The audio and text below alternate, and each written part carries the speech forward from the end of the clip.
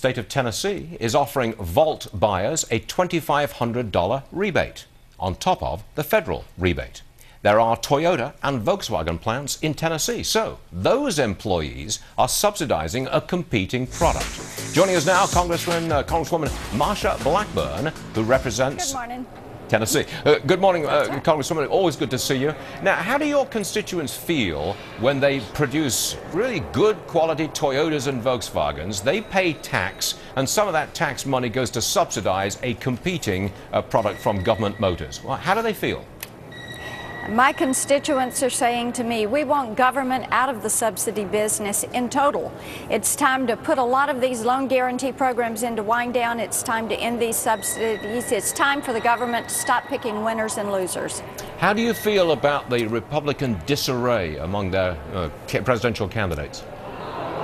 Well, you're going to see a very feisty process go through in picking a nominee. I think this is great. I don't call it disarray. I call it citizen involvement. People are looking at the candidates. They are picking out different things that they like about different candidates, and at the end of the day, they're going to settle on somebody. And I think because of what we're going through right now, you're going to see a more united force in deciding who that nominee is going to be. You don't think there's a possibility of a brokered convention? There may be a brokered convention. Wouldn't that be exciting?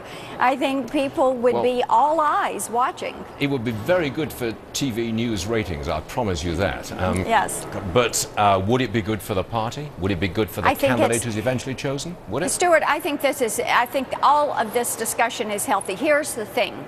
The American people know that the job situation, as you all have been talking about, is not getting better because of the labor force participation rate. They see that in their neighborhoods, their friends and neighbors. They see it on Main Street in their communities. They know that jobs growth is not taking place. They know the federal government spends too much money, and that's one of the reasons they don't have a job. That's why they're looking at us and saying, get rid of some of these subsidies, get government out of the business of picking winners and losers. And another thing that they're saying is they understand the debt, and they know what is happening with the deficit and the debt. Government takes too much money. Washington takes too much money. It spends that money on programs that people do not want and are never going to use. And people are saying enough is enough. The kind of change we got 4 years ago is not what we want. We're going to be smart about this election cycle. Congresswoman Marsha Blackburn, Republican, Tennessee. Thanks for joining us. Appreciate it. Good to be with you. Thank you.